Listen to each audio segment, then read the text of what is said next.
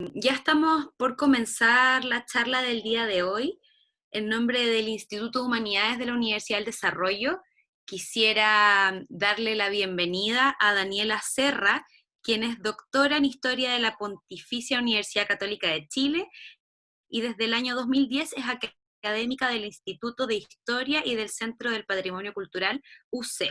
Actualmente jefa del Departamento de Estudios, Difusión y Educación Patrimonial de la Subsecretaría del Patrimonio Cultural.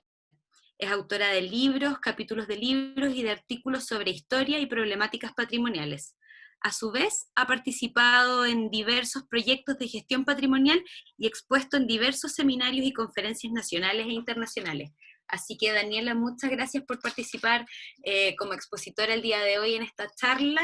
Para nosotros es muy importante poder realizar y visibilizar el Día del Patrimonio en Chile, que este año a lo mejor va a quedar un poquito dejado de lado o va a ser una experiencia diferente, pero no por eso va a dejar de ser importante. Así que te doy las gracias y comenzamos cuando tú quieras. Muchas gracias, Mari Carmen. Bueno, primero que todo, saludarlos a todos. Yo sé que una charla quizás a las 5 de la tarde puede ser un poco, o sea, es para los entusiastas, así que les agradezco mucho a los que se conectaron. Y como dice Mari Carmen, bueno, el Día del Patrimonio este año a mí me toca precisamente participar de la organización del Día del Patrimonio y de alguna manera ha sido un año muy desafiante y de hecho algo que quería comentarles más adelante como parte de la charla. Voy a dejar, bueno, si quieren interrumpirme y hacerme preguntas entre medio, bienvenidos, no tengo ningún problema. También está el chat abierto por si quieren hacerme preguntas. Si es que no lo veo, me piden, o sea, pido disculpas de antemano. Y en el fondo, nada, partir hoy día esta conversación, como decía Mari Carmen, actualmente, bueno, yo soy historiadora y me he dedicado al tema del patrimonio hace muchos años. He sido durante 10 años profesora de patrimonio en la Universidad Católica y de alguna manera hace un par de años me asumí una responsabilidad nueva que tiene que ver con la nueva institucionalidad del patrimonio, ¿cierto? Que es la creación del Ministerio de las Culturas, las Artes y el Patrimonio, producto de la creación de esta nueva institucionalidad se arman distintas unidades y me toca a mí liderar el Departamento de Estudios, Difusión y Educación Patrimonial de la Subsecretaría del Patrimonio. Así que tengo como doble militancia.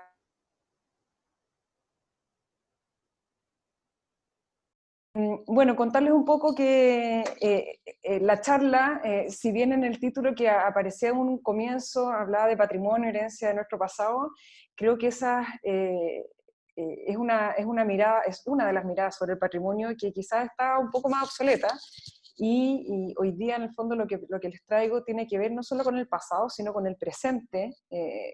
¿Por qué nos importa este tema hoy día a nosotros y cuál es el rol que todos jugamos en esto?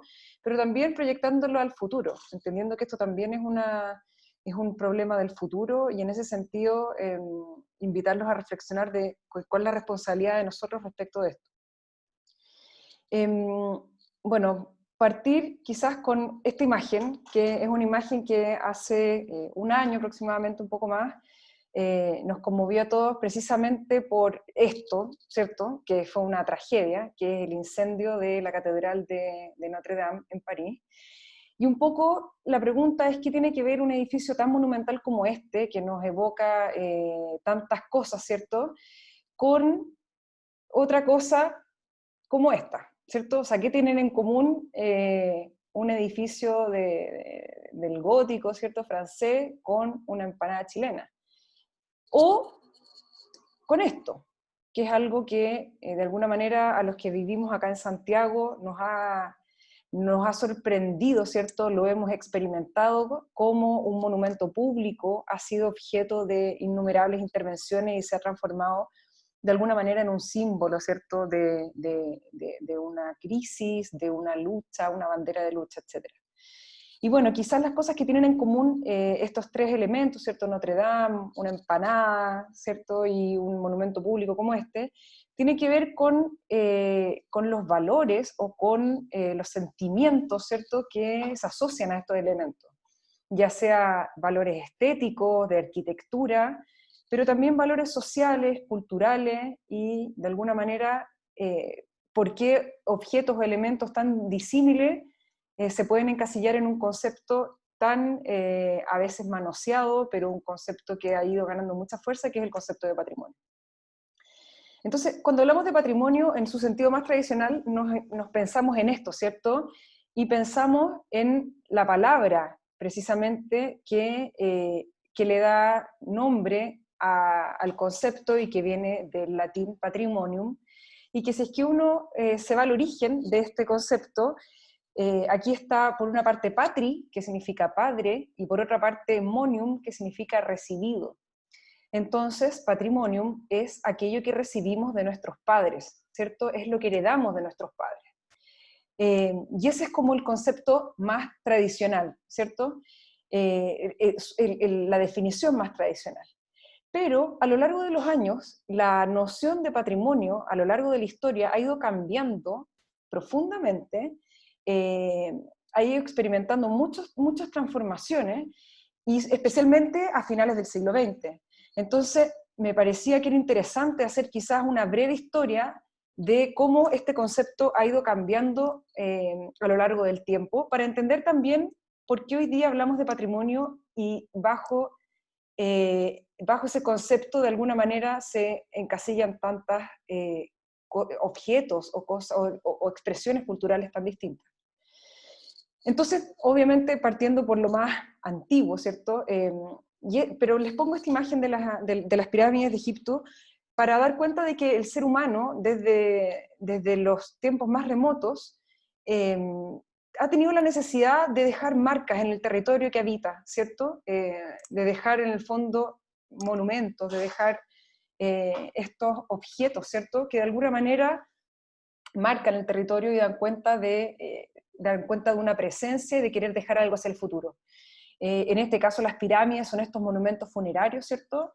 Pero tiene que ver con la característica más propia del hombre, que es que el hombre, a diferencia de los animales y a diferencia quizás de los computadores, entiende que con el paso del tiempo, el tiempo genera desgaste, genera que las cosas desaparezcan. Entonces, de alguna manera, el hombre busca la manera de perpetuar, ¿cierto?, su legado, de dejar cosas en el territorio. Y luego, eso se ha replicado y se ha visto de distintas maneras en las distintas culturas, ¿cierto?, o civilizaciones que hemos tenido en nuestra historia. Entonces, de alguna parte, en la época clásica, vemos que, por ejemplo, en esta imagen que estamos viendo ahí, que son los soldados romanos con el botín del templo de Jerusalén, que es un detalle del arco de Tito, del siglo I después de Cristo, que tiene que ver, por ejemplo, acá, que son hombres que retornan luego de una batalla con objetos, ¿cierto? Con objetos que traen de vuelta. Pero no solamente son objetos que pueden tener un valor económico, por ejemplo, oro, o piedras preciosas, o objetos que pueden tener un valor utilitario, sino que son objetos que tienen un valor simbólico. Por ejemplo, el hecho de conquistar otro pueblo, otra cultura. Y muchas veces estos botines de guerra eran exhibidos precisamente fuera de los templos, como un símbolo de poder. Y en la época clásica también se dio mucho el coleccionismo privado, o sea, de alguna manera las clases más adineradas coleccionaban estatuarias, frescos, y se empieza a generar todo un culto a determinados objetos, ¿cierto?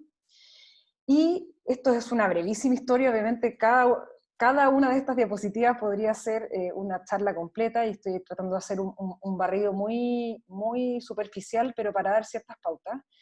En la Edad Media, este coleccionismo privado de objetos, ¿cierto?, se mantiene y se acrecenta, y por una parte están las colecciones que acumula la Iglesia, ¿cierto?, la Iglesia Católica a lo largo de Europa, y un ejemplo muy claro tiene que ver, por ejemplo, con las reliquias, ¿cierto?, y todo este comercio que se da durante las cruzadas, por ejemplo, y todas estas grandes rutas de peregrinación, y todo con el sentido de peregrinar a los lugares santos donde están enterrados, donde hay restos de santos, ¿cierto? Entonces ahí, con un valor quizás más religioso.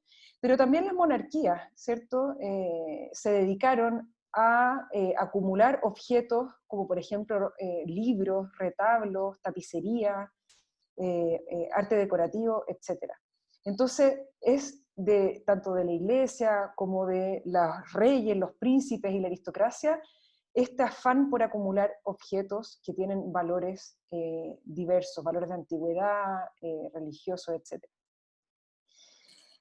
Con el advenimiento del Renacimiento se produce un quiebre bien interesante y que tiene que ver con que es una época en donde por primera vez se mira el pasado con cierta distancia, entendiendo que hay momentos de la historia, en este caso se mira con mucha atención la época clásica, se revisita, ¿cierto? Aflora en la lectura de los clásicos y en los restos monumentales que están en las ciudades italianas, ¿cierto? En los restos clásicos.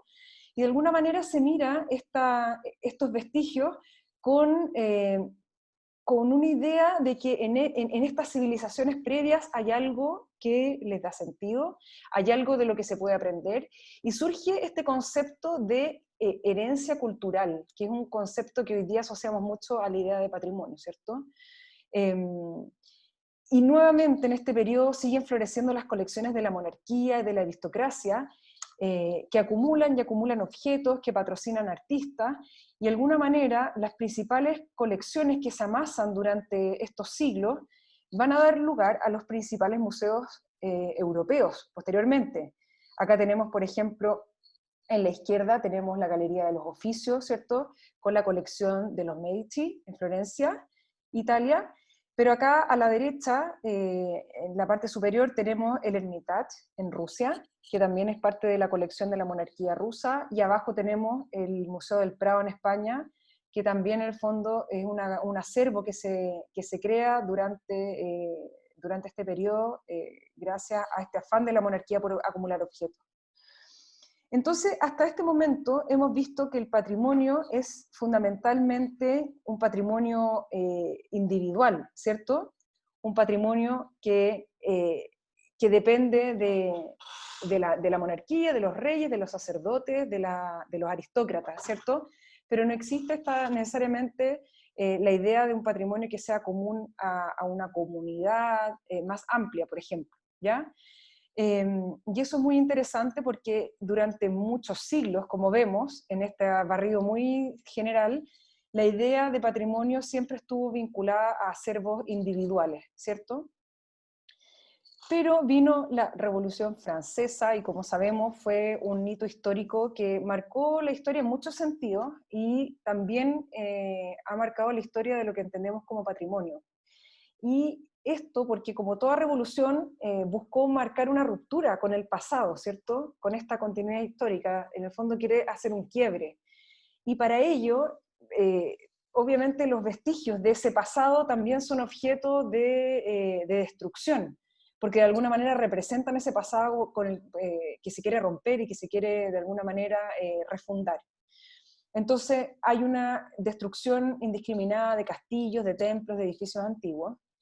Y aquí, por ejemplo, estamos viendo este cuadro, ¿cierto?, de la toma de la Bastilla, de Jean-Pierre Jurel, que muestra un poco este caos en la ciudad y cómo los monumentos y los edificios también son objetos de destrucción. Pero, al mismo tiempo que se produce esta destrucción, surge la necesidad de decir, bueno, nosotros que venimos de alguna manera a instaurar un nuevo orden, ¿cierto?, ¿cómo nos situamos en este escenario? Entonces, al mismo tiempo que se repudia y se empieza a repudiar esta destrucción, se empieza a generar una conciencia de que también hay elementos que es importante resguardar porque dan cuenta de la historia del pueblo francés, de su herencia, de su pasado, de su identidad.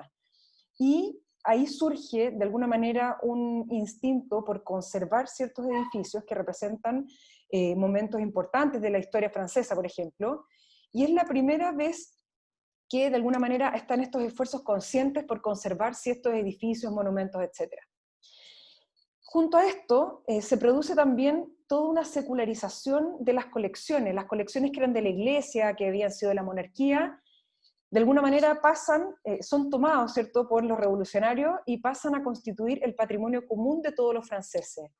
Entonces, si bien antes, por ejemplo, el Palacio del Louvre, que vemos acá en esta imagen, era precisamente el Palacio de la Monarquía y tenía sus colecciones de pintura, etc. Luego de la Revolución se abre el palacio para que todos los ciudadanos franceses puedan acceder a disfrutar y a conocer estas obras de arte y estas colecciones. Y eso es algo inédito en la historia, ¿cierto? En donde ciertos elementos que eran de un fondo privado, ¿cierto? Pasan a constituir el patrimonio de todos los franceses. Es algo que nosotros ahora estamos acostumbrados, pero si uno lo piensa como de manera abstracta, es un concepto. ¿Qué significa? Que esos objetos de alguna manera nos pertenecen a todos. Entonces, esta colección va a dar pie al museo más famoso del mundo, que recibe una cantidad de visitas al año que es impresionante, que no sé si han tenido la suerte de conocer, y de alguna manera surge por primera vez en la historia esta noción del patrimonio nacional, ¿cierto? Que hay un patrimonio que es de todas las personas que habitan en un país, en una nación en particular. Y aquí se dan avances importantes, esto empieza a permear otras naciones europeas, ¿cierto? Pero de alguna manera todos los avances que se empiezan a dar en esta época se ven a finales del XVIII, durante el siglo XIX, se ven de alguna manera frenados por lo que son las grandes catástrofes del siglo XX, que son las dos guerras mundiales. Aquí estamos viendo la ciudad de Reims, en Francia, son unas imágenes de 1917, en donde la destrucción tanto de la ciudad, de los monumentos, de las iglesias, fue realmente tremenda. Acá, por ejemplo, en la imagen que estoy mostrando, estamos viendo la nave de la Catedral de Sazón, en Francia también, en 1917, y toda esta destrucción también va a generar una reacción. Entonces es interesante cómo en la historia, de alguna manera, la destrucción y la conservación son como unas constantes en el tiempo. Producto de la destrucción de la Segunda Guerra, se va a organizar por primera vez un congreso en la ciudad de Atenas, en el año 31, que va a reunir a todos los especialistas del área de la conservación, arquitectos, etc., y se conoce como el Congreso Internacional de Arquitectos y Técnicos de Monumentos Históricos. Y por primera vez se reúne un grupo de especialistas de distintos países, ya no solamente estamos hablando de que se reúne, por ejemplo, el comité en Francia o en Inglaterra, sino que de distintos países, y dicen, acá hay un problema que nos compete a todos. Cuando están bombardeando, por ejemplo, la catedral en Francia, eso también nos duele a nosotros los ingleses, les duele a los norteamericanos, etc. Entonces empieza como a amasarse, a crearse una noción que tiene que ver con que hay ciertos objetos, ciertos elementos, ciertas manifestaciones culturales que incluso traspasan las fronteras nacionales y que importan a una comunidad más amplia. Sabemos que algunos años más tarde todo este avance que se hace después de la Primera Guerra Mundial se ve interrumpido por la Segunda Guerra Mundial, en donde acá estamos viendo, por ejemplo, la destrucción en la ciudad de Varsovia, Polonia, en la foto de la izquierda, y en la foto de la derecha estamos viendo la ciudad de Dresde, en Alemania. Y esta nueva destrucción de Europa genera una reacción mucho más decidida, ¿ya? Por una parte, algunos museos, como el Museo del Louvre, como vemos acá, se preparan, ¿cierto?, ante la invasión de las fuerzas alemanas, de los nazis, y tratan de trasladar y de esconder las obras que están en el Louvre, por ejemplo. Momentos como el que estamos viendo acá, a la izquierda vemos cuando están embalando y tratando de trasladar la victoria de Samotracia, que es esta famosísima escultura que está en el Louvre, y a la derecha vemos que está la Mona Lisa, ¿cierto?, embalada y lista también para ser trasladada. La Mona Lisa, por ejemplo, fue llevada en una ambulancia que se acondicionó especialmente para tener un nivel como de humedad que no afectara la obra de arte, y fueron escondidos para que no pudieran ser en el fondo como capturados por los enemigos, ¿cierto? Entonces, frente a esto y al gran saqueo que se iba a producir en Europa, se genera una reacción que reúne a hombres interesados en esto, a ir un poco al rescate durante la guerra, o sea, ni siquiera se esperan, ya no hay que esperar a que termine la guerra. Y aquí les pongo una imagen, aparece esta cuadrilla de personas, que en realidad no son ellos, sino que son ellos, pero existe una película de hace algunos años que se llama The Monuments Man, que está protagonizada por George Clooney y compañía, que de alguna manera retrata la labor que hicieron estos hombres, que son archiveros y conservadores norteamericanos que se enlistaron especialmente para viajar a Europa y para recorrer los distintos países cuidando las obras de arte, marcando los monumentos para que no fueran atacados por bombardeos, por ejemplo, si es que dependía de ellos, etc. ¿Ya?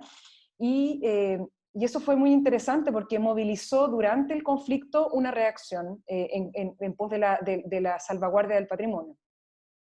Acá vemos, por ejemplo, una vez finalizada la guerra, esta es una iglesia en Eiligen, en Alemania, en el 45, donde un soldado norteamericano está con distintos objetos que fueron ocultados en esta iglesia. Y acá también vemos, por ejemplo, los nazis lograron igual capturar muchas obras que las escondieron en minas de sal para preservarlas, y acá también son momentos importantes en que esas obras son descubiertas por las fuerzas aliadas y para ser devueltas a las instituciones a las que pertenecían, ¿cierto? Bueno, una vez terminada la Segunda Guerra Mundial, esta idea de que hay un patrimonio entonces común a todos toma mucha fuerza, y también se consagra con la creación de la UNESCO, que es la Organización de las Naciones Unidas para la Educación, la Ciencia y la Cultura, que de alguna manera va a ser uno de los organismos internacionales más importantes respecto del cuidado y la salvaguardia del patrimonio, ¿cierto? Entonces se va amasando y consolidando este concepto, el de patrimonio mundial.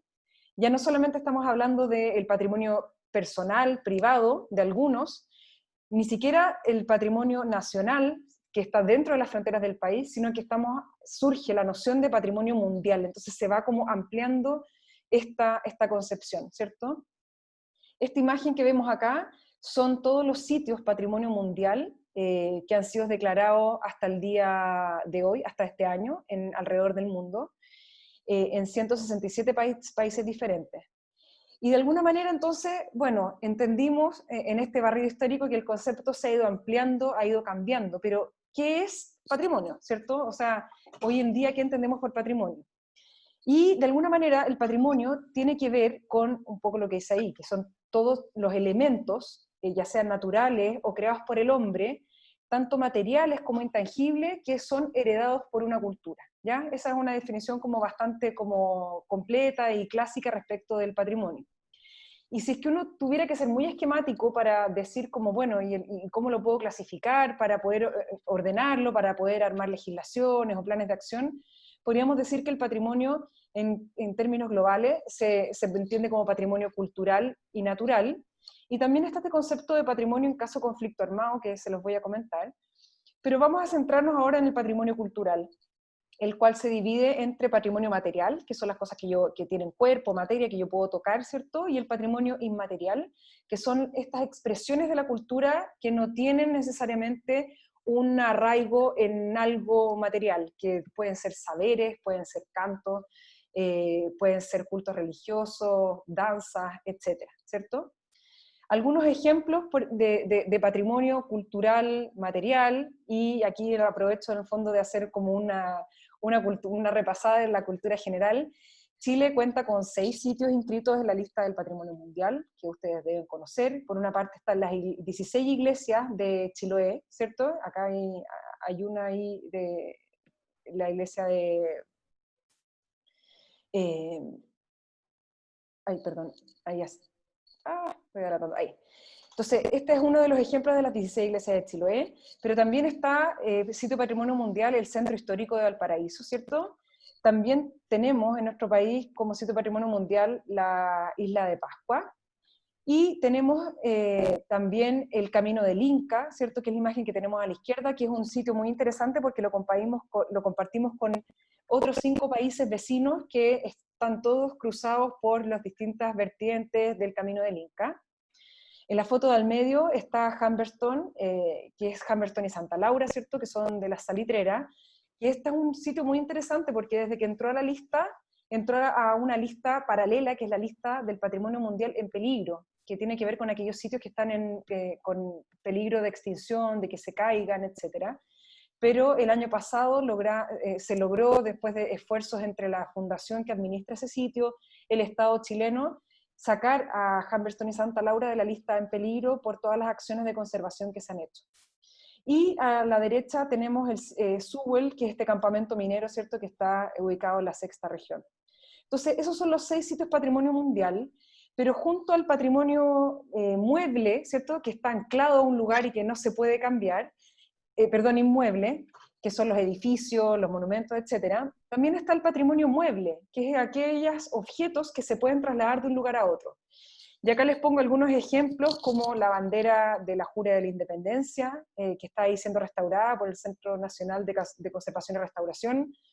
Acá a la derecha les pongo, por ejemplo, algunos de los tomos del Atlas de la Historia Política y Física de Chile, de Claudio Gay, que están en el Archivo Nacional de Chile y que fueron robadas y luego recuperadas por la Unidad de Patrimonio de la PDI.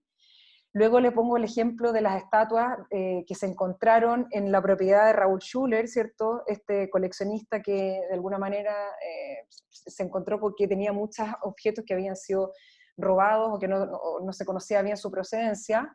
Y también les pongo este ejemplo que es la boya de la Esmeralda, que marca el lugar exacto donde al frente, en la costa de Iquique, el lugar en que la Esmeralda está hundida. Y eso es para ponerles un ejemplo del patrimonio subacuático, ya que es el patrimonio que está bajo la superficie de la tierra, ¿cierto? Que está, en el fondo bajo agua, y que es, por el solo hecho de estar bajo agua, queda protegido por nuestra ley de monumentos nacionales. Luego está el patrimonio inmaterial, que también cuenta con una lista que administra la UNESCO, que es la lista representativa del patrimonio cultural inmaterial, y ahí de alguna manera en este mapa se muestra la distribución de los distintos elementos que están inscritos en esta lista, y no sé si saben que Chile cuenta con un elemento del patrimonio cultural inmaterial en este listado, que son los bailes chinos, que es esta expresión devocional que está compuesta por distintos grupos de bailadores y recorre muchas regiones de Chile, llegando incluso a tener presencia acá en la región metropolitana, así que es una manifestación del patrimonio cultural inmaterial que atraviesa gran parte del territorio de Chile, desde el norte hasta la zona central. Pero independiente de que no haya más elementos inscritos en esta lista de la UNESCO, sí tenemos mucho patrimonio inmaterial que igualmente ha sido reconocido por el Estado de Chile, como por ejemplo, acá les estoy mostrando el Lucy Briceño, que es esta cuequera del puerto de Valparaíso, ¿cierto?, con las cuecas bravas. Está también Isabel Pacarati, que es pascuense y que ella de alguna manera a través de este juego, que es el Caicai, va contando tradiciones de su pueblo. Están también las palomitas de la ligua, que es una expresión, ¿cierto?, de este comercio ambulante de ruta, muy tradicional de Chile, ¿cierto? Y también les pongo el ejemplo de Lorenzo Ayblapán, que es el hombre pájaro, que de alguna manera él como que porta la sabiduría de ciertos, de poder representar el canto de ciertos pájaros tradicionales de la zona de la Araucanía. Y finalmente, en esta clasificación muy esquemática, contarles también a qué se refiere en caso de conflicto armado, y acá les traigo un ejemplo del año 2015 que tiene que ver un poco con la guerra de Siria y con la destrucción que sufrió el templo Baal de Palmira, ¿cierto? Y en el fondo un poco esto, que nos enteramos en ese momento fue muy dramático, ¿cierto? Porque en la imagen de la izquierda se ve los restos del templo todavía en pie, y en la imagen de la derecha vemos que fue bombardeado y que ya no quedan vestigios, ¿ya? Ahí un poco la foto del antes y el después.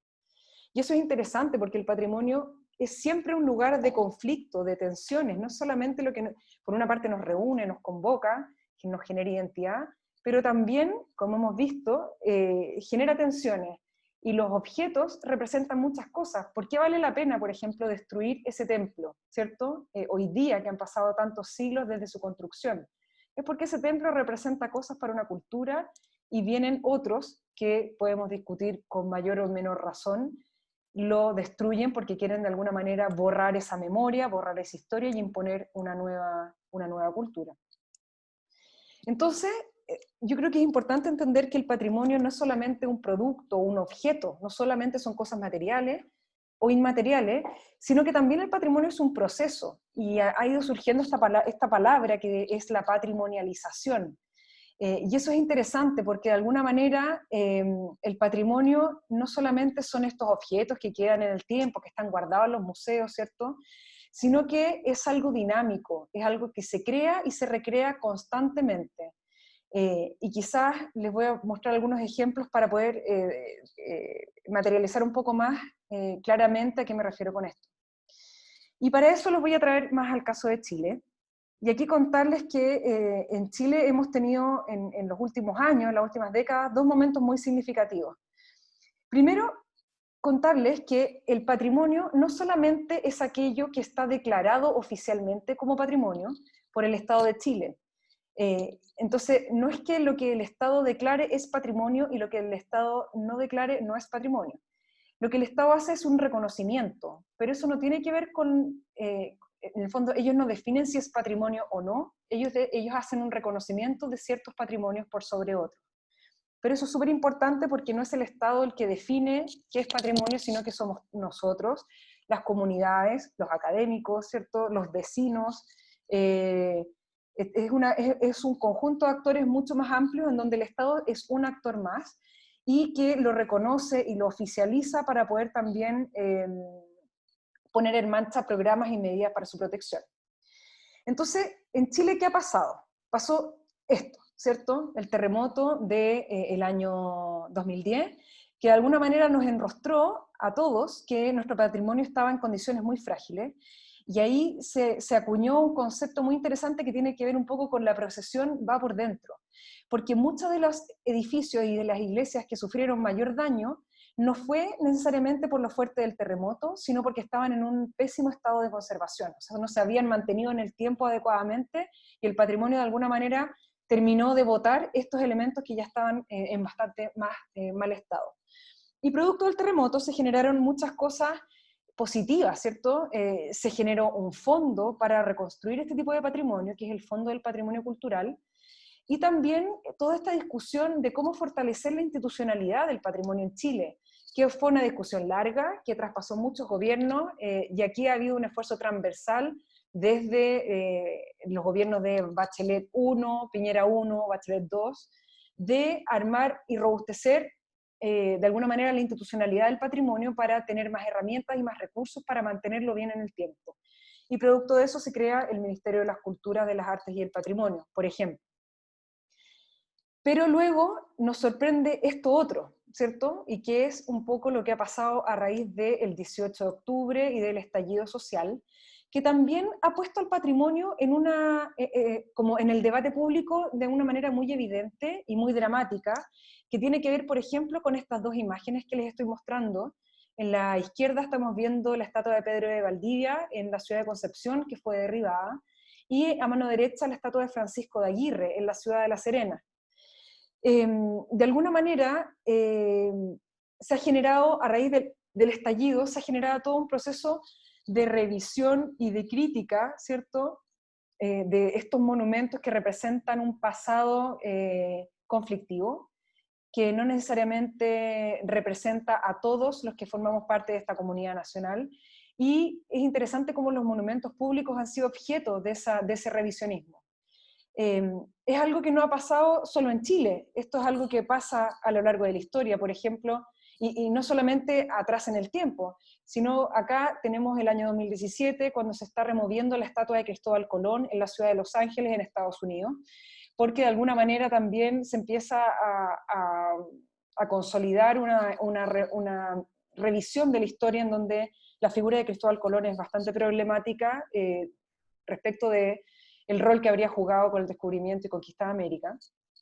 Pero también vemos qué pasa, por ejemplo, acá vemos bustos y estatuas de Lenin y Stalin, que estaban en todas las ciudades en las distintas estados de la Unión Soviética, ¿cierto? Y que una vez que se acaba la Guerra Fría, son sacados del espacio público y que fueron a parar a este lugar, que es un parque que queda en Lituania, que está lleno de bustos y de estatuas de Lenin y de Stalin, porque ya no cumplen el rol y fueron removidas. Entonces, Estos procesos de revisión son importantes para la historia, suceden cada cierto tiempo, y yo creo que lo que estamos viviendo en Chile en ese sentido es muy interesante. Creo que la manera en que los monumentos en Chile han sido objeto de ataque, eso puede discutirse porque creo que debieran existir procesos de participación ciudadana, de consulta, de diálogo para definir cuál es el futuro de esos monumentos. Y yo creo que de alguna manera ese proceso nos está empujando en Chile a tener esas conversaciones que no necesariamente estábamos teniendo antes. Pero lo que sí es importante entender es que la forma en que todos nos ponemos de acuerdo de qué resguardar, por ejemplo, si tuviéramos que tomar la decisión que pasa con el Baqueano de la Plaza Italia, son precisamente esos procesos de diálogo lo que de alguna manera nos permiten hacer comunidad y los que refuerzan la democracia. Entonces, entender que detrás de esto también hay una oportunidad de nosotros avanzar como sociedad, en donde actores que quizás no han participado de estas conversaciones o de estas decisiones puedan sumarse y tener una voz en esto. Y aquí contarles que el patrimonio, de alguna manera, es interesante porque se está creando cada vez más rápido.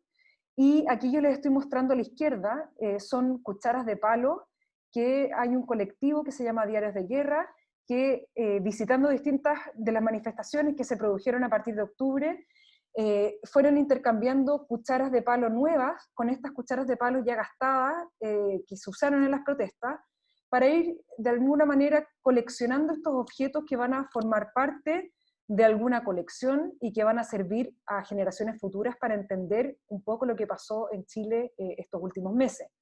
Y lo mismo con la imagen de la derecha, que es una exhibición que se montó en Villa Grimaldi, y que de alguna manera está la cacerola al medio, ¿cierto?, con todos estos otros objetos de protesta, y que es interesante porque a los pocos meses que se generaron estas manifestaciones, estos objetos ya alguien está pensando que tienen que formar parte de una colección e incluso están siendo exhibidos. Entonces vemos que de alguna manera lo que antes entendíamos por patrimonio, que era lo antiguo, ¿cierto?, que pasaba un tiempo y de ahí adquiría este valor, esta pátina de antigüedad, ¿cierto?, ese proceso se ha ido estrechando cada vez más y se están creando nuevos patrimonios a cada instante con la conciencia de que son nuevos patrimonios, ¿cierto? Y de alguna manera, incluso lo que está pasando hoy día, esta pandemia, ¿cierto?, que ha cambiado la forma en que nos relacionamos, en que habitamos los espacios, en que usamos los objetos. Probablemente muchos de ustedes han usado mucho más las pantuflas que las zapatillas para salir a la calle, no sé, por poner un ejemplo. Hay todo un cambio que se está generando, y esta pandemia también está significando nuevos desafíos para el patrimonio, para el sector de la cultura en general. Pero al mismo tiempo ya hay museos, como acá el Museo de Michigan, Michigan History Center, pero también en Inglaterra, el Victoria and Albert Museum, etcétera, están ya pidiendo que la gente done objetos del COVID-19, ¿ya? Y acá vemos, por ejemplo, estas mascarillas, ¿cierto? Y están haciendo estas campañas para recolectar estos objetos. Entonces, vemos que es muy interesante que hay una mascarilla que yo puedo haber usado ayer, y hoy día la estoy enviando para que entre a la colección de un museo. Entonces se va como estrechando ese proceso que antes demoraba mucho más. Y como discutíamos al principio, esto ha generado cambios muy vertiginosos, y aquí contarles un poco, bueno, a mí me toca ser parte del grupo que organiza el Día del Patrimonio, y en marzo recibimos un correo de una persona que había organizado una actividad años anteriores, preguntándonos que en caso de que suspendiéramos la actividad, si podríamos hacer algo igualmente, un poco para perpetuar esta tradición de todos los últimos fines de semana de mayo, ¿cierto? El último fin de semana, durante los últimos 20 años, se ha celebrado el Día del Patrimonio. Y cómo hacer que esta pandemia no rompiera esa tradición. Y a raíz de eso se nos ocurrió crear esta actividad distinta, ¿cierto?, que es el Día del Patrimonio en Casa, que hasta el día de ayer teníamos ya más de 1000 actividades inscritas, lo que nos tiene muy contentos y asustados porque no sabemos muy bien cómo va a funcionar. Pero de alguna manera, en el fondo la invitación, y aquí la importancia y el rol que juega en el patrimonio, que de alguna manera nos invita a reunirnos, ¿cierto? Y el patrimonio se ha transformado en esta especie como de antídoto del virus, porque nos vuelve a vincular, nos da sentido y nos permite también proyectarnos para el futuro. Así que los invitamos a todos a que se puedan inscribir en actividades, y de hecho, paso el dato, aprovecho, estamos organizando un seminario internacional para el viernes, que inaugura el Día del Patrimonio, que es el viernes a las 12 del día, y que lo podrán ahí ver bien difundido en las redes sociales del Ministerio, donde vamos a conversar con gente de Inglaterra, de Colombia y de Chile sobre un poco los desafíos del patrimonio a futuro producto de esta crisis, ¿cierto? Y para terminar, hablarles de esto, del patrimonio y el futuro, porque el patrimonio no solamente es esto del pasado, que nosotros en el presente se está creando, etcétera, sino que en el presente nosotros tenemos una responsabilidad respecto de estos bienes que tenemos que administrar y enriquecer para traspasar a las futuras generaciones que también puedan disfrutarlo, ¿cierto? Y de alguna manera acá hay algo interesante, y tiene que ver un poco una discusión que venía previo al estallido social, y cuando estábamos hablando de desarrollo sostenible, y venía, ¿cierto?, esta gran conferencia que iba a haber en Chile sobre el cambio climático, venía Greta en camino, y esto es algo que de alguna manera también hay que tener en consideración. Eh, Cuando surge la idea del desarrollo sostenible, se plantea que este desarrollo sostenible se sustenta en tres pilares: el económico, el ambiental y el social. Pero con el paso del tiempo se ha ido reconociendo que hay que incorporar un cuarto pilar, que es la cultura, ¿ya? Un pilar transversal, porque de alguna manera es a través de la cultura en donde se puede velar por un crecimiento que es equitativo, ¿cierto?, que es inclusivo, y también por la mantención de ciertas tradiciones y la permanencia de ciertos modos de vida en el tiempo. Entonces, esto tiene que ver con el desarrollo de potenciar los territorios, los patrimonios locales.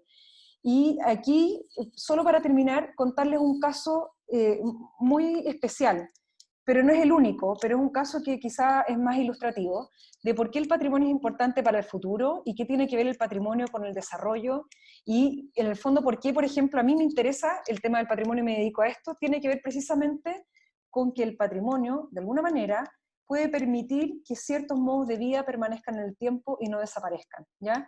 Y no desaparezcan no por una nostalgia de que las cosas no tienen que desaparecer, sino que tiene que ver con un desarrollo que es sostenible en términos de las comunidades, es sostenible con los recursos naturales, es sostenible con los territorios. Y aquí contarles que hay una pequeña localidad, que no sé si ustedes conocen, que se llama Quillagua, que está ubicada a 280 kilómetros al norte de Antofagasta, a orillas del río Loa, que es ese puntito rojo que yo les marco ahí, y que es un pueblo aymara, ya una comunidad aymara, que tiene aproximadamente 120 habitantes, pero lo interesante es que es el pueblo más seco del mundo, es el punto más seco del planeta, ¿ya? Esta localidad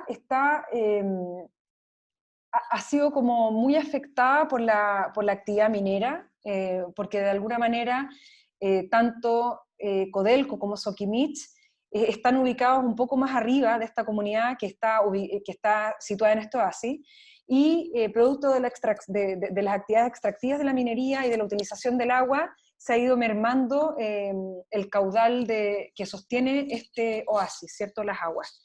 Entonces, de alguna manera, las actividades económicas que sustentaban esta comunidad, tenía muchos algarrobos, chañares y actividades agrícolas, ¿cierto?, que estaban orientadas al mercado local y al cultivo de la alfalfa, han ido desapareciendo con el tiempo, y hoy en día es una comunidad que está absolutamente empobrecida y perdiendo cada vez más habitantes que están migrando a otras ciudades, ¿ya? Pero lo interesante es que este es un punto, o sea, ¿por qué este punto puede ser importante? En primer lugar, están aquí los geoglifos de Chunchún, que da cuenta del importante pasado prehispánico e incaico que tuvo esta zona, ¿cierto?, que es parte del camino del Inca, y que tiene muchos vestigios arqueológicos. Y acá mostrarles, por ejemplo, este es un pequeño museo muy modesto que han armado la gente de la comunidad con ayuda de ciertos arqueólogos que visitan la zona, para de alguna manera ir tomando, ir poniendo en valor la enorme riqueza cultural que tiene la zona, en términos de restos arqueológicos, de restos de geoglifos, ¿cierto?, de cerámica, de alfarería, de textiles, etc. Y todo esto, ¿por qué? ¿Por qué armar un museo? ¿Por qué poner en valor estos objetos? Porque en la medida en que la propia comunidad, pero también partiendo por la propia comunidad, que tiene que empoderarse del importante valor que tiene sus huellas culturales, pero en la medida en que la comunidad tome un poco conciencia de esto, también va a hacer acciones para cuidarlo, y en la medida en que lo cuiden, va a recibir quizás turismo, va a recibir fondos de los gobiernos regionales, y eso puede ser una puerta de entrada para revitalizar una comunidad muy empobrecida. Entonces, para terminar con esta idea de que el patrimonio tiene que estar vinculado con las comunidades, tiene que revalorizarse esta relación estrecha con los territorios, con los paisajes, pero por una mirada no nostálgica, no lacónica, sino por una mirada de futuro, que tiene que ver con la sostenibilidad de ciertas formas de vida, ciertas manifestaciones, y todo esto en pos de alguna manera de ir fortaleciendo esta identidad que tenemos. Así que eso es lo que venía a compartirles a ustedes, y ahora abro un poco la conversación para que podamos comentar y me puedan hacer preguntas y discutir. Muchas gracias, Daniela. Súper interesante la charla del día de hoy. Veo que hay algunas personas que dejaron algunas preguntas en el chat. A lo mejor podrías revisar ahí. Y le doy la posibilidad a las personas que quieran realizar otro tipo de preguntas, puedan activar a lo mejor sus micrófonos o dejar su pregunta también por el chat. Veo que Fabián Barría levantó la mano además. Adelante, Fabián. Sí, hola. Hola. Mi duda va por, bueno, soy Fabián Barría, estudiante de periodismo de Conce. Hola. Mi duda va por el lado de que tal vez queda como la sensación de que en Chile estamos haciendo como algunas cosas mal, ¿no? O de repente falta mucha educación respecto a esto. De repente la gente camina por, no sé, mismo Concepción o Santiago y pasa por afuera de edificios bonitos y se queda con el oque bonito. Y en verdad no sabe que tal vez, o no sabemos, que tal vez ahí vivió X persona, que ese edificio cumplió tal rol. Y pasa lo mismo también con lugares naturales que de repente se ven afectados por, no sé, inmobiliarias o por proyectos de otros tipos. Y queda la sensación de eso, de que estamos tal vez haciendo las cosas mal, de que no sabemos y de que no protegemos. Entonces quiero saber cuál es tu opinión al respecto y qué podemos hacer para hacer esta cosa bien. Fabián, muchas gracias por tu pregunta, y creo que es súper importante lo que tú mencionas.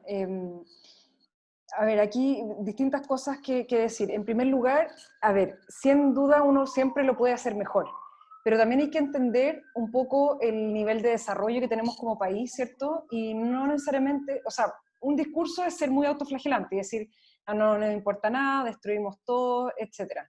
Pero yo también creo que hay que ser justo de entender un poco el desarrollo que ha tenido de este fenómeno en las últimas décadas.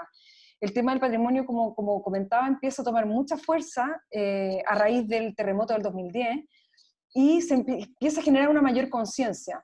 Pero esa conciencia todavía a nivel de especialistas, a nivel de los profesionales del patrimonio, a nivel de los grupos de interés. Pero de alguna manera lo que ha pasado en los últimos años es que también ha habido un empoderamiento de comunidades particulares, de la sociedad civil, que también han entendido que aquí hay algo que está en juego que es interesante. Y en ese sentido, yo creo que algo que le falta mucho a Chile y que para allá tendríamos que avanzar, o sea, piensen que recién, no sé, el ministerio existe desde el año 2018, o sea, la institucionalidad incluso, si bien la DIVAM, ¿cierto?, es una institución muy antigua que viene del año 29, pero a nivel de, como ministerialmente, en el aparato del Estado, hasta el año 2018 era una sección del Ministerio de Educación, que obviamente el Ministerio de Educación no le daba mucho, no le inflaba mucho. Pero cuando ahora adquiere el carácter de ministerio, también ahí hay como un guiño de las cosas que están cambiando. Yo creo que tenemos mucho por hacer, lo que es muy desafiante, pero también creo que hay que avanzar respecto del tema de la sensibilización y la educación patrimonial. Y no lo estoy diciendo en un sentido como de ir a enseñar los expertos a la gente que tiene que valorar lo propio, sino que son trabajos con las propias comunidades, y aquí quizás contarles un caso para que vean lo bien que lo hacemos en algunos casos. Tiene que ver, por ejemplo, con el patrimonio cultural inmaterial, en donde el ministerio tiene una subdirección de patrimonio inmaterial, en donde se juntan con las comunidades, por ejemplo, con los bailes chinos. Se juntan con ellos y definen junto a ellos cuáles son las prioridades que tienen ellos para de alguna manera revitalizar su manifestación, cómo difundirla, etc. Entonces no es que viene el Estado con un equipo de profesionales y que le dice a las ceramistas de Quinchamalí, ¿cierto?, qué es lo que tienen que hacer, sino son procesos que se construyen con ellos, entendiendo que de alguna manera no hay un saber desde afuera que hay que iluminar a las comunidades de que esto es valioso, sino las comunidades lo saben. El problema es que les faltan recursos a veces y apoyo para acceder a estas ayudas, a estos programas, y eso es algo que se ha avanzado mucho en el último par de años, pero sin duda falta mucho por hacer todavía. Veo que Catherine acá también está levantando la mano. Sí. ¿Me escucha? Sí. Ah. Hola Daniela, mira, es que tengo una duda puntual y es qué relación tiene el patrimonio con el turismo. O sea, y que si es beneficioso o no para el patrimonio. Me gustaría que me aclararas eso. No creo que haya, o sea, no hay una respuesta absoluta a esto. No te puedo decir que sí es beneficioso o es dañino. Y para eso, ponerte quizás distintos casos. Por ponerte un ejemplo, Machu Picchu, a lo largo de los años, ustedes saben que ha tenido que poner cuotas de ingreso al sitio, porque con la cantidad de turistas que lo visitan se ha ido deteriorando muy rápidamente, ¿ya? Entonces, y ahí uno dice, bueno, entonces no tienen que haber más turistas, o en la manera en que uno administra ese espacio, ¿cierto?, esa ruina, podría mejorarse para de alguna manera asegurar que la gente pueda visitarlo, pero también para preservar los valores del sitio y su permanencia en el tiempo. Entonces, ahí, por ejemplo, una buena estrategia son las cuotas, porque tú puedes medir el impacto que tiene la cantidad de personas que entran, y según ese análisis tú puedes determinar cuántas personas diarias pueden entrar al sitio sin que se genere un deterioro que sea irreversible.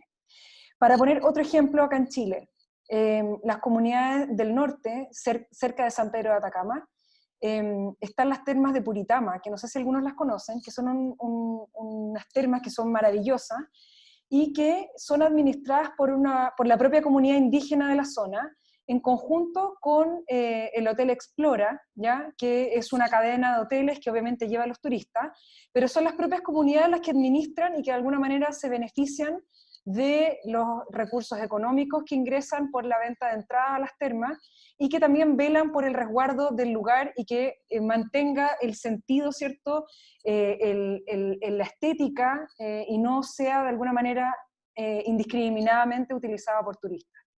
Entonces, yo creo que el turismo, o sea, el patrimonio puede ser un muy buen aliado del turismo, siempre y cuando no sea indiscriminado y vele y resguarde por estos sitios, ¿cierto? Que no se deterioren de alguna manera como más de la cuenta. Entonces todo tiene que ver con un equilibrio finalmente, no es lo uno y lo otro, sino que el equilibrio entre que nosotros como comunidades, como visitantes, podamos acceder a estos lugares, y por otra parte velar porque estos lugares no se deterioren y puedan también, en esto que yo decía, de administrar estos bienes en el presente, también pensando en las futuras generaciones. Gracias. De nada. No sé si hay alguna otra pregunta o comentario. Yo tengo otra duda, y que está relacionada con lo que alguien acaba de escribir. Bueno, que es básicamente lo mismo.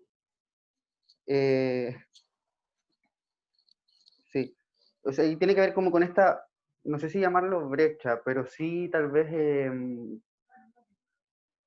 hablar del acceso al patrimonio. De cómo tal vez hay gente que sí puede acceder y gente que no, hay gente que sabe y gente que no. Entonces, ¿cómo trabajamos con eso? ¿Cómo desde tu área se trabaja con eso? Porque lamentablemente la situación es así. Hay gente que puede acceder a tal vez viajar a tal lugar y gente que no. Y gente que puede conocer, gente que lamentablemente no. Entonces, ¿cómo lo hacemos para llevar todo lo bonito que tiene Chile, o todas las costumbres que tiene Chile, o todas las costumbres que tienen, no sé, en la misma localidad que llevaste, a la gente que no puede acceder y a la gente que quiere saber de eso? Gracias, Fabián. Yo creo que eso es de lo más desafiante. entendiendo que hay brechas muy importantes como el caso que ponen acá en el chat que tiene que ver como Sewell. Yo, por ejemplo, no conozco Sewell porque, claro, hay que tomar un tour privado, ¿cierto? Que cuesta como 40.000 pesos y no es que no tenga necesariamente, pero como que también es una barrera acceder a ciertos lugares. Pero así como hay barreras para acceder, que yo creo que ahí en el fondo se tendría que hacer un trabajo, porque, a ver, Sewell, como es sitio patrimonio mundial, es administrado por una fundación, ¿cierto? Y esa fundación de alguna manera tiene el control del acceso al sitio. Y ahí obviamente se podría, si es que el Estado tuviera suficientes recursos, uno podría trabajar en algún convenio, por ejemplo, que permitiera bajar los costos de acceso a ese sitio. Pero también quiero poner el ejemplo de cosas que también están a veces mucho más a la mano y que no necesariamente lo Dame unas valoramos zapatillas para ir a comprar. tanto. Pampo, ¿no? Por ejemplo, no sé, si es que, si es que estamos acá en Santiago, por ejemplo, y hay un patrimonio que es riquísimo que tiene que ver con las canteras de Colina, ¿cierto? Es algo que está acá, es muy cercano, es cosa de viajar, no sé, 30 minutos y acceder no solamente como a esos conocimientos, sino a la materia prima.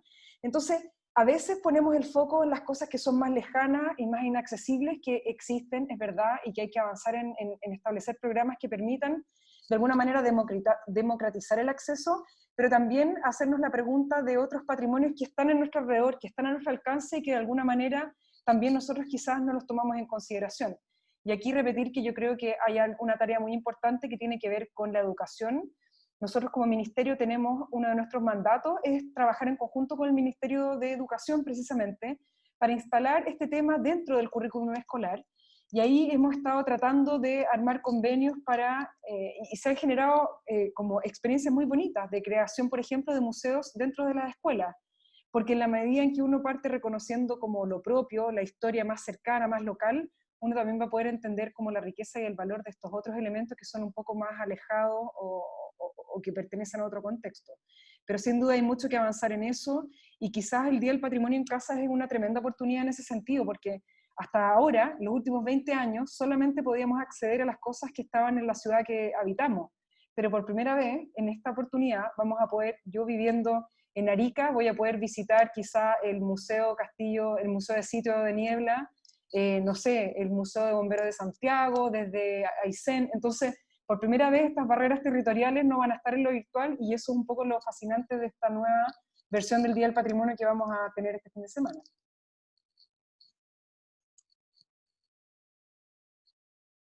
No sé si habrá alguna otra pregunta o abrir otro comentario. Yo tenía la mano arriba. Hola Dani, soy Stephanie Peñalosa. Y la verdad es que te quería hacer una pregunta de cómo también nosotros y cómo fomentar también el relevar nuestra propia historia. Por ejemplo, no sé,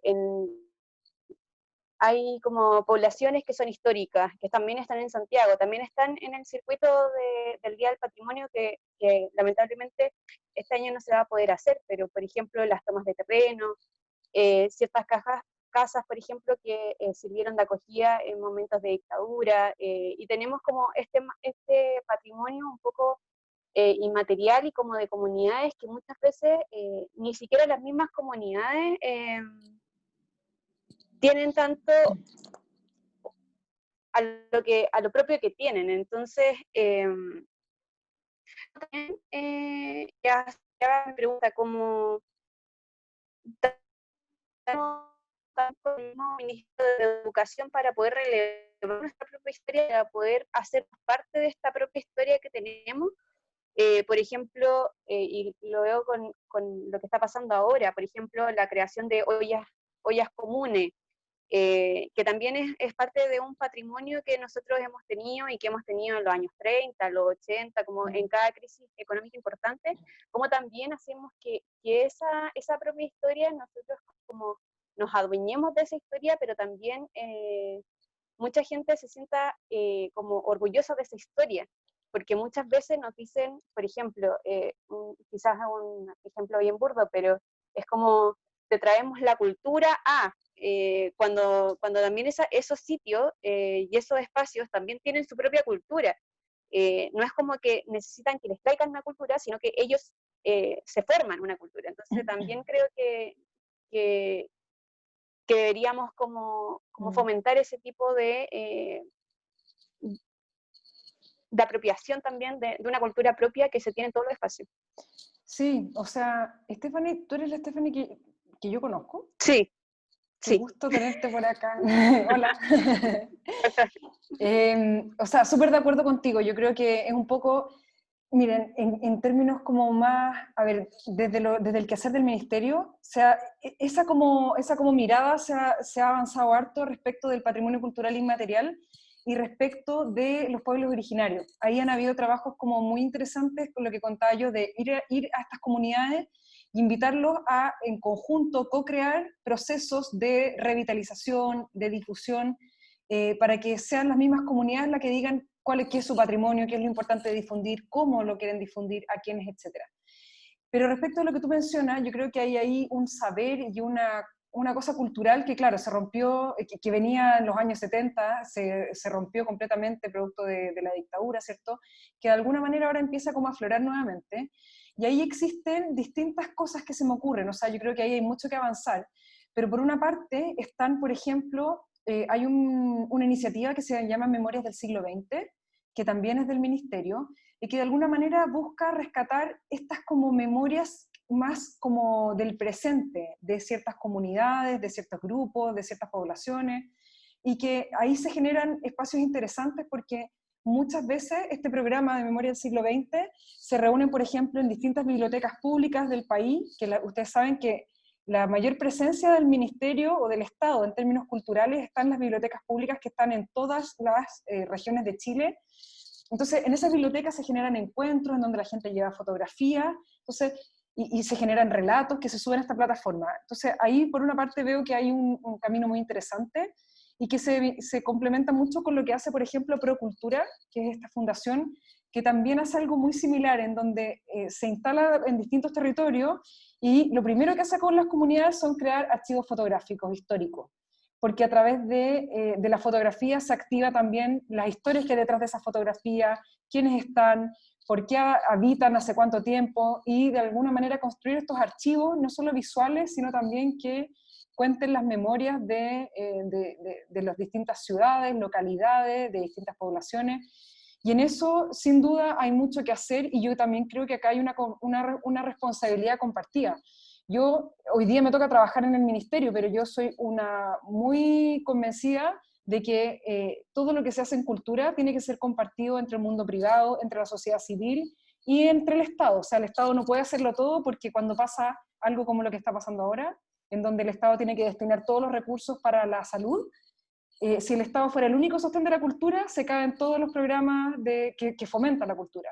En la medida en que podamos compartir esa responsabilidad con nosotros como sociedad civil y con otros actores como el mundo privado, las empresas, también de alguna manera se va generando un dinamismo que puede estimular iniciativas diversas, pero ahí hay un gran desafío, Stephanie, lo que tú señalas, y yo creo que hay algunas, como decía, Memoria del Siglo XX y lo que hace Procultura, pero que sin duda sería muy interesante poder ahora estar registrando lo que pasa con lo de las ollas comunes y todo lo que pasó con el 18 de octubre también.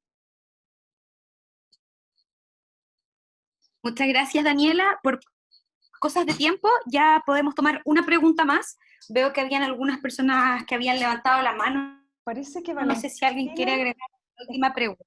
Sí, Valentina tenía la mano, parece. Sí. Hola. Sí, hola. Bueno, me presento. Me llamo Valentina Quevedo. Yo tengo 15 años. Vivo en Calama y voy en el Colegio San Ignacio. Bueno, yo quería, quiero comentar algo. Y bueno, me parece así lamentable, o sea, porque mi generación, parte de mi generación no está tan interesada en lo que es el patrimonio, en lo que, en saber dónde estamos, qué pasó aquí antes de que nosotros estudiésemos, antes de que nosotros naciéramos. Y es algo súper fome, porque como, no sé, como personas tendríamos que interiorizarnos en eso, saber más allá de lo que nosotros podemos ver, de lo que nosotros podemos apreciar.